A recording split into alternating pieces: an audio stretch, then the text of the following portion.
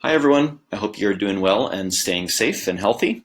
I am going to talk to you today about Loom, which is an online uh, browser attachment or app you can add to your browser that allows you to record video, basically just record what you're seeing on your browser and then record a voiceover.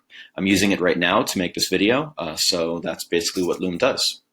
So how do you download Loom? You want to add Loom to your browser. I think it goes best with Chrome, but you can download it and add it to your browser by going to loom.com or just Googling Loom app. You can see that's what I've done here. And if you go and click on Loom free screen and video sharing software, the first results in my Google search here, you'll be able to download Loom yourself.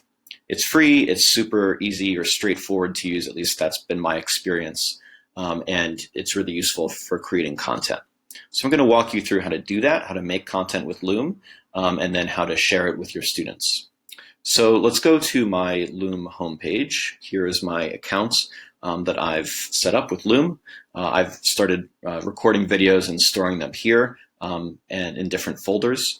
And you can use your Loom account to create videos two different ways. So one, if you want to make a new video, you can click on the new video button. That's a good way to do it.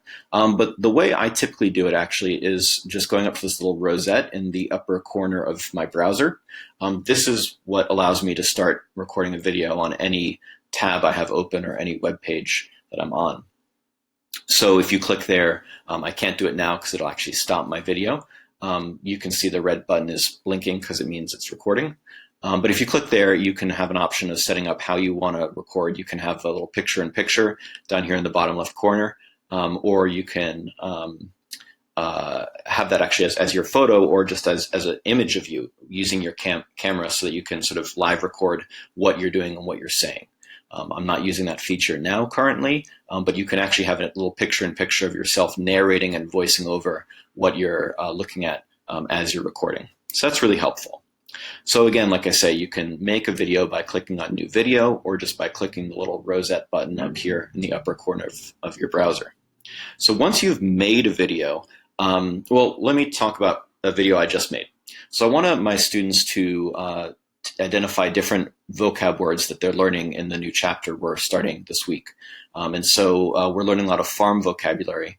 And so I thought I would have them look at a painting by Peter Bruegel, which has some of this vocabulary in it, like a plow, a farmer, those sorts of things. It also has some old vocabulary that they already know. So I just put up this image of Bruegel's Landscape with the Fall of Icarus. In the previous chapter, they happened to be reading the Icarus story, so I thought that would be good. I just gave a quick narration, a quick voiceover. I said, "Hi guys, how you doing? What vocab words can you recognize in this picture?" And then, I asked them, what are the new nouns that we're learning in this chapter? What are some old nouns that we're learning in this chapter that we learned in previous chapters that you can recognize in this painting? What are some new verbs that you can see in this painting? What are some old verbs that we've already learned that you can see in this painting? And then I said, goodbye, thanks very much, and stopped the video. It's like 1:30 or so in total. And I'm going to go and upload it to Edpuzzle and then add little questions after each of my questions to give them response options where they can input their answers and tell me what vocab words they recognize. So that's what I've just done. And as you can see, it's just this internet image that's open here on my browser, and I just voiced over those sorts of things, those questions. So let's look at that actual video. Here's the video that I just recorded, and we can watch it a little bit together. Salve, quid vides? Haec est pictura, quae a Petro Bruegel Maiore facta est. Nomen huic picturae est Anglicae, Landscape with the Fall of Icarus. Okay, so you get the idea. And so that's the voiceover there. And that's the video that I made. 1:30, and now I'm going to share it with my students. But before I share it, maybe there's some other things I want to do. Maybe I want to tweak with the settings, right? So I can enable comments or email notifications. I can enable emoji reactions, all sorts of stuff. Maybe I want to trim it. In fact, I did. I wanted to trim out the last couple of seconds. And so you can go and trim your video by selecting, you play it, and then when you're ready, you can click Start Trimming. You can see that the red sections over here, those are the sections that I've actually already trimmed out. So that's really helpful. You don't have to just trim at the beginning or the end, though. Loom allows you to trim in the middle too. So again, very useful. So when you're done with that, you can return to the video. I'm going to get rid of this guy here. You can, in fact, do that.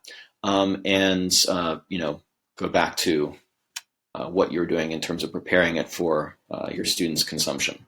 So when you're ready to send it out to your students, you can copy the link and share this link with your students. You can also invite people to look at it or add a password. That way it's not publicly available, and only people who have the password are able to view the video.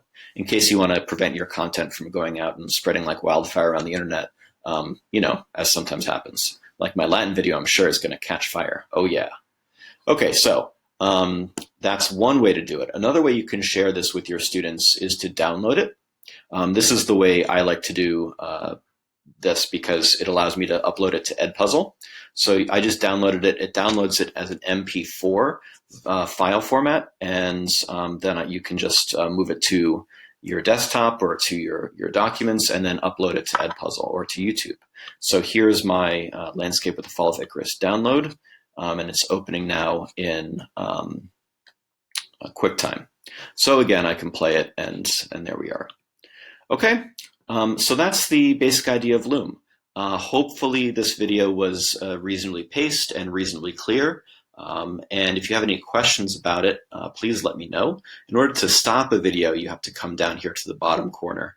If you're unsatisfied with the video, you can hit the red X, which deletes it. You can pause your video by hitting the pause button. Or if you're like, okay, that video was awesome, I'm done, you can hit the green check button, and that will stop the video. If you guys have any questions about Loom, please feel free to send them my way. I'm not an expert user by any means, but I've done it a few times, so hopefully I can help you troubleshoot any questions you might have, or at least be able to provide you my best guess. Again, hope you're having a great weekend. Talk to you later.